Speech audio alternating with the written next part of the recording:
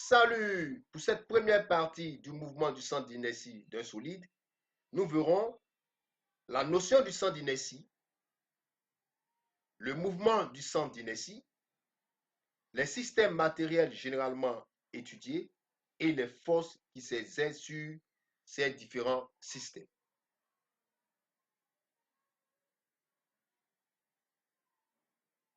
Voyons ce que c'est que le centre d'inertie. Le centre d'inertie, ou encore appelé centre de masse d'un solide, c'est le point où l'on considère que toute la masse du solide s'y est concentrée et cela permet de simplifier l'étude de son mouvement. En d'autres termes, c'est le point où, si l'on suspendait l'objet à cet endroit, il resterait en équilibre parfait sous l'action de la gravité, quelle que soit l'orientation du solide. Le centre d'inertie est particulièrement utile en mécanique pour analyser les mouvements de translation et de rotation des solides. Faisons une illustration pour te permettre de comprendre où est localisé le centre d'inertie d'un solide. Juste quelques exemples.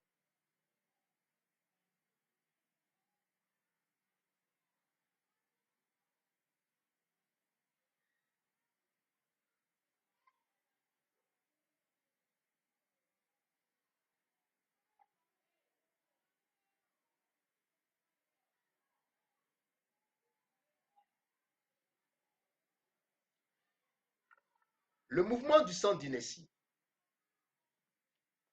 Lorsque le solide se met en mouvement, c'est le mouvement du centre d'inertie, de son centre d'inertie, qui sera pris en compte.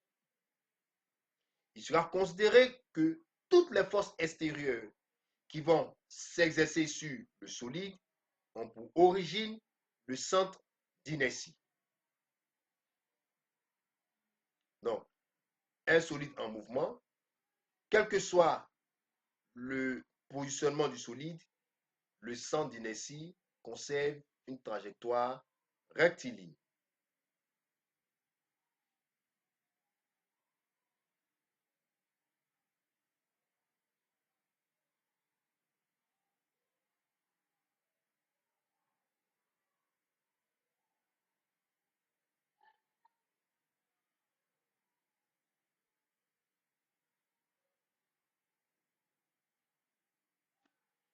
Nous avons ici un solide qui se déplace,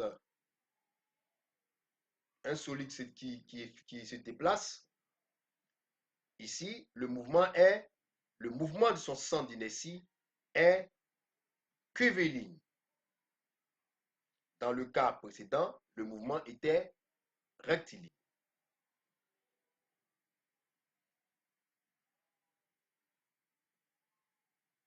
Venons-en au système matériel généralement étudié. Déjà, dans l'étude du mouvement du centre d'inertie, il est important que nous définissions le système matériel étudié. Un solide qui se déplace sur une ligne droite, sur une route, le système matériel étudié est la boule, puisque c'est la boule qui se déplace ici. Sur un plan incliné, un skieur qui descend une pente, le système étudié va être le skieur.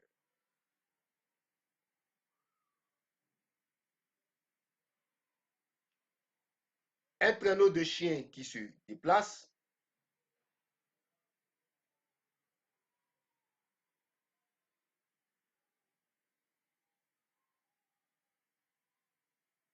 le système étudié va être le traîneau de chien. Donc, l'ensemble, meute de chien, traîneau.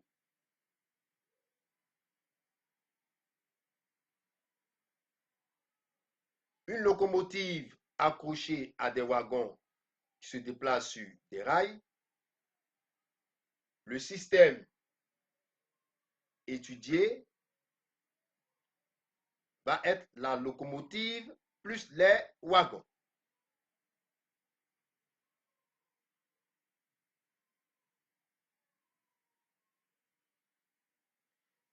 Voyons maintenant les différentes forces qui s'exercent sur le système matériel solide. Et nous allons le voir dans le cas d'un certain nombre de systèmes qui sont généralement étudiés. Un solide en mouvement est soumis à l'action de plusieurs forces, donc les forces intérieures et les forces extérieures. Mais des deux groupes, ce sont les forces extérieures qui vont être prises en compte lors de l'étude du mouvement du centre d'inertie du système matériel que nous allons étudier. Sur une route horizontale, les forces extérieures qui s'appliquent à une boule qui s'y déplace, nous avons le poids qui est dû à l'action de la force gravitationnelle, puisque la boule a une masse, donc il y a l'action de son poids, qui est toujours perpendiculaire à l'horizontale. Et comme l'objet, la boule se déplace sur une route, nous avons aussi la réaction de la route qui elle, va s'orienter du bas vers le haut, pendant que la force du poids est toujours orientée du haut vers le bas. Et la réaction est perpendiculaire toujours à la trajectoire. Nous avons aussi les forces de frottement qui, elles, sont parallèles à la trajectoire et qui s'opposent toujours au mouvement du solide. Donc, orienté dans le sens contraire du mouvement.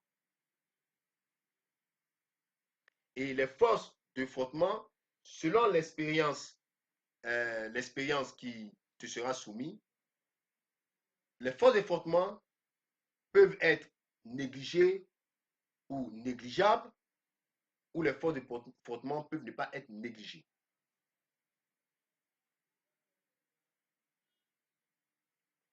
Sur un plan incliné, nous avons le skieur qui descend la pente. Le skieur a une masse, donc nous avons la présence du poids, de la force P, qui est le poids, toujours perpendiculaire à l'horizontale, quelle que soit l'orientation de la trajectoire, le poids est toujours perpendiculaire à l'horizontale. Nous avons ensuite la réaction, puisque le skieur se déplace sur un plan incliné, donc le plan incliné va réagir. Et la réaction, nous l'avons dit, est perpendiculaire à la trajectoire. Donc ici, la réaction sera perpendiculaire au plan incliné. Nous avons les forces de frottement. Les forces de frottement s'opposent toujours au mouvement, donc parallèles à la trajectoire, mais opposées au sens du mouvement.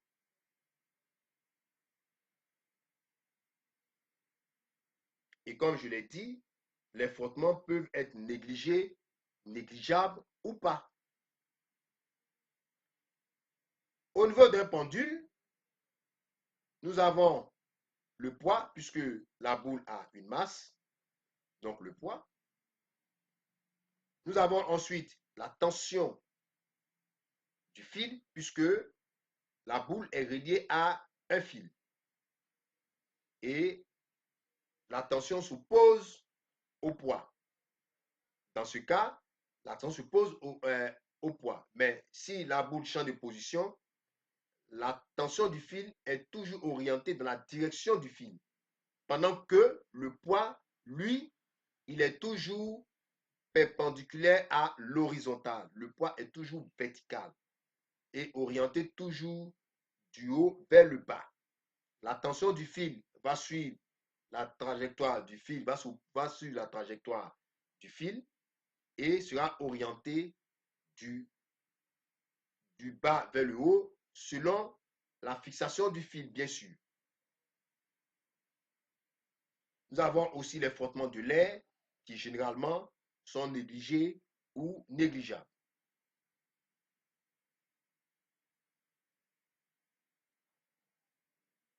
Un objet en chute libre, un objet que tu lances ou un objet qui tombe en chute libre, est soumis à l'action de son seul poids. Mais il y a aussi la présence des forces de frottement qui généralement sont négligées.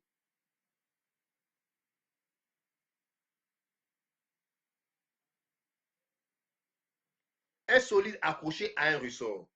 Ici, nous avons deux cas. Nous avons le premier cas, lorsque le ressort est étiré. Les forces qui s'y exercent avant le poids, puisque le solide accroché au ressort a une masse. Nous avons la tension du ressort qui s'oppose à l'étirement. Ici, le ressort est étiré. Donc, la tension va s'opposer à l'étirement. Donc, on va aller dans le sens contraire de l'étirement. Nous avons la force d'étirement qui va dans le sens de l'étirement. Nous avons la réaction du support, puisqu'ici, le ressort est sur un support. Mais si vous êtes dans le cas où le ressort n'est pas sur un support, alors la réaction du support n'existerait pas.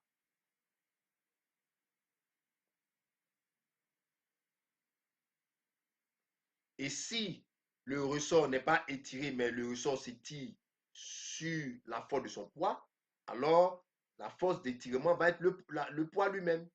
Donc, selon l'expérience qui se présentera à toi. Nous avons aussi les forces de frottement qui peuvent être négligées ou négligeables.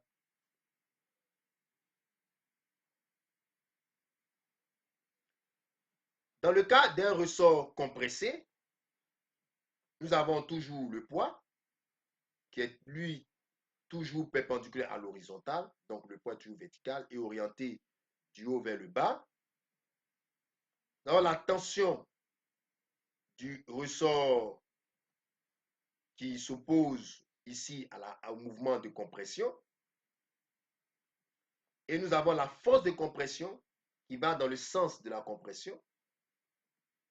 Et enfin, nous avons la réaction qui est toute la réaction du support.